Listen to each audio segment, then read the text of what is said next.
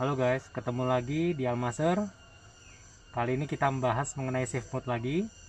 Kemarin kita sempat touring ke hutan pinus, treknya off-road. Nah, di situ ada beberapa, ya banyak lah mobil yang kena safe mode ya. Nah, jadi kita hari ini mau mencoba mensimulasikan lagi karena kemarin tuh belum sempat terdokumentasi. Jadi hari ini saya akan melakukan eksperimen dengan mobil saya. Nanti akan kita lihat kesimpulannya gimana, dan kita bisa dapat beberapa poin dari hasil touring kemarin. Oke, check it out.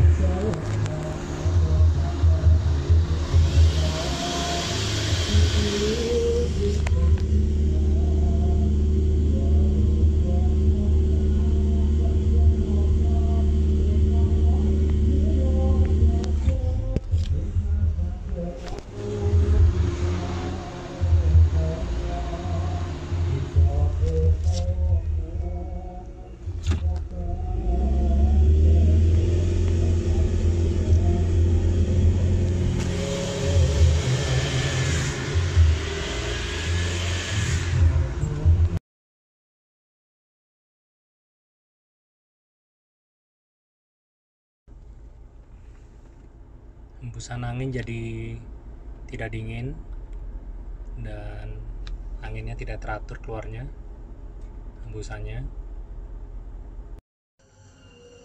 Oke, tadi kita udah lihat hasil eksperimennya ya.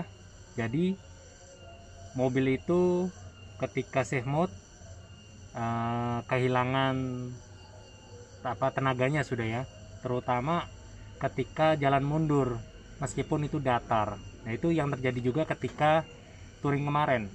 Banyak mobil yang ketika harus mundur ketika transmisinya udah panas, itu sulit sekali untuk mundur ya, nggak dapat tenaga sama sekali. Nah, jadi dari eksperimen kemarin yang tadi itu kita bisa lihat bahwa temperatur transmisi itu udah turun, akan tetapi tetap kehilangan power. Artinya ketika Almas itu sudah memasuki safe mode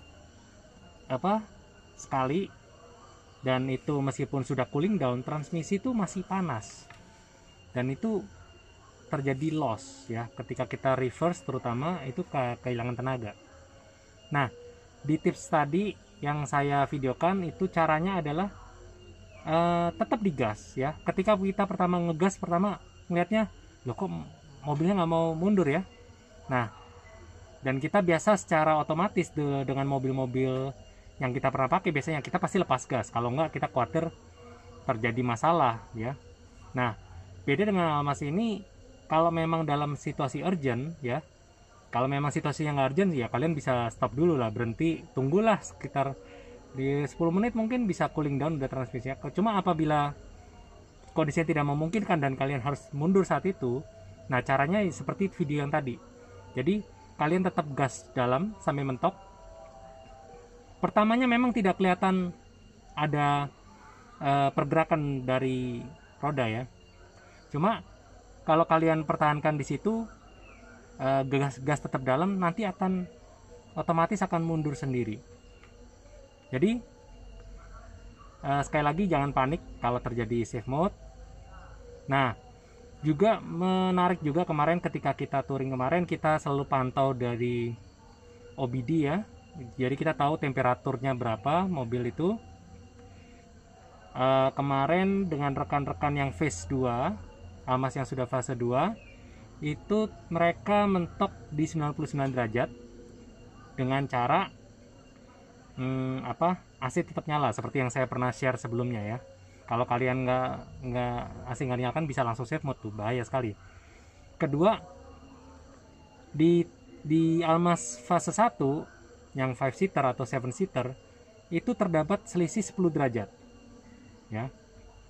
Nah, di mobil saya pun saya udah ganti itu untuk termostat saya udah ganti. Cuma itu nggak berefek. Sekali lagi saya bilang nggak ngefek. Tetap aja naik ketika memang harus naik, ya temperatur naik. Nah, kemarin saya mendapatkan di fase 1 itu 109 derajat.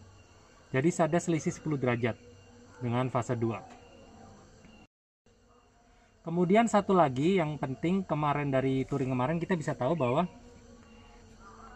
kenapa Almas terjadi banyak yang safe mode kemarin, banyak yang panas.